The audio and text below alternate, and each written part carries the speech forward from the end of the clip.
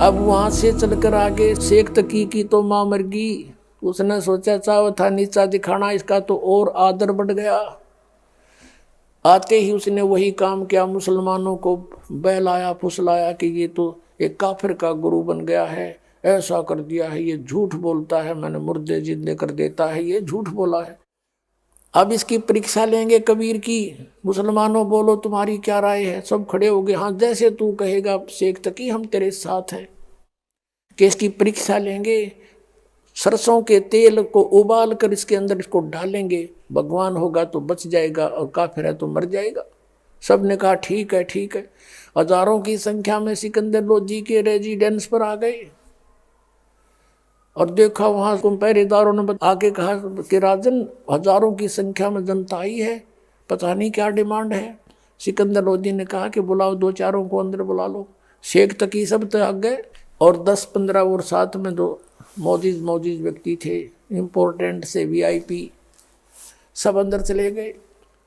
सिकंदर ने पूछा क्या समस्या है आपकी कि आपके साथ एक काफिर रह रहा है, आप उसको अल्लाह का अवतार मानते हो, हम उसकी परीक्षा लेंगे, उबलते हुए तेल के कढ़ाई में उसको डालेंगे, अगर वो जीवित रहा तो मान लेंगे ये अल्लाह है। शेख तकी ने सोचा था यू मर जाएगा कटे टंटा, सदा का सुख होगा तुझे, और राक्षस वर्ती में था वो व्यक्ति। अब सिकंदर लोधी फिर समस्या में आ गया, कहने लगा तुम बैठो। कबीर साहब को अपने ही मकान में रखा हुआ था, अलग से कमरे में अच्छे आदर से, वहां गए, अपनी समस्या बताई कि प्रभु इसने एक बखेड़ा और शुरू कर दिया और मैं कैसे अपने मालिक को उबलते तेल की कढ़ाई में डाल सकता हूँ, एक तरफ मेरी रोजी रोटी एक तरफ आप हो। तब उस परमात्मा ने कहा कि उनको कह दे भाई इन्होंने तो मुझे मारना है, मार लेंगे, इनको कह दे बेटा चिंता ना करे और करो अपना काम, कोई बात नहीं, उबालो एक कढ़ाई, मंगा लो तेल। अब सिकंदर लोधी को विश्वास था कि कुछ नहीं होगा इनके, क्योंकि उनको एक दो ऐसी चमत्कार देख लिए थे। फिर भी मन सोच रहा था कि बने तकी गलत, जय गुरु जी मर गए थे, लेकिन मजबूर था, पब्लिक के सामने राजा के कोई पैर नहीं होते। तो उसी समय वो शेख तकी से कहा कि आप कर लो जी जैसे करना है। हाँ भर ली, उन्होंने कहा हामी दे दी, यस कर दिया कबीर जी ने, ले लो परीक्षा।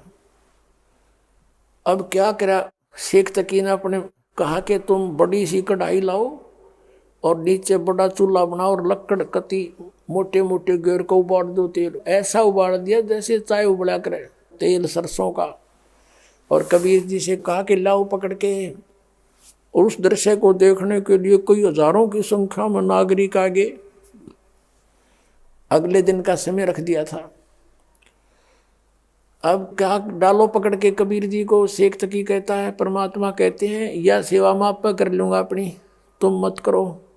वहाँ से चलकर परमात्मा और कढ़ाई में प्रवेश करके बैठ गए। कढ़ाई के अंदर इतने हैं, शीश गर्दन से ऊपर ऊपर बाहर हैं और आराम से बैठे यूं। अब शेख तकी ने तने सोचा था कढ़ाई में पड़े इनका काम बना, तेरे जी सा आ जाएगा, आनंद होगा। अब वो देख रहा है कि इसका कुछ नहीं हो रहा है, तो आराम से बैठा है। तो क्या कहता है कि राजन ये जादू जंत्र जानता है, इसने तेल की तासीर ठंडी कर रखी है, गर्म नहीं है, वैसे उबलता नजर आ रहा है।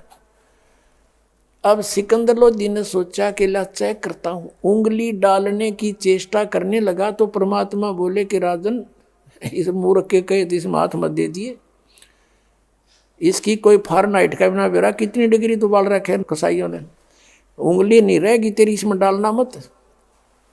लेकिन सिकंदर लोधी ने सोचा गुरुजी नहीं जले, तेरी एक उंगली का के बिजली पड़ेगी।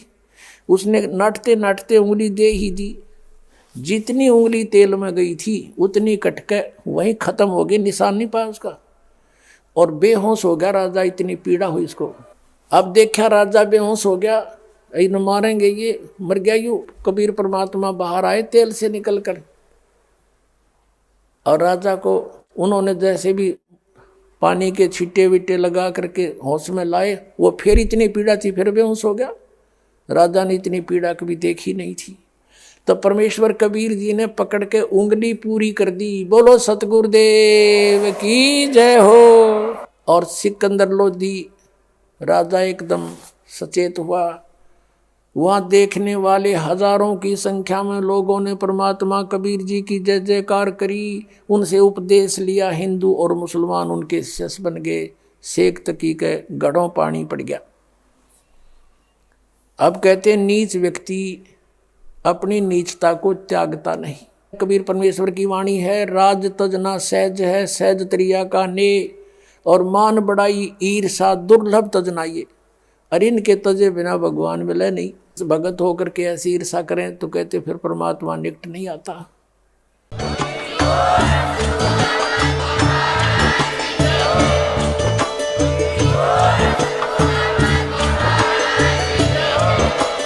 आप सुन रहे थे जगत गुरु तत्वदर्शी संत रामपाल जी महाराज जी के मंगल प्रवचन। अधिक जानकारी के लिए विजिट कीजिए हमारी वेबसाइट www.jagatgururampalji.org। संत रामपाल जी महाराज जी के शुभ आशीर्वाद से पूरे विश्व भर में 500 से भी ज्यादा नाम दीक्षा केंद्र हैं, जिन पर संत रामपाल जी महाराज जी द्वारा ऑनलाइन निशुल्क नाम दीक्षा दी जा रही है। अपने नजदीकी नाम दीक्षा केंद्र का पता करने के लिए संपर्क करें।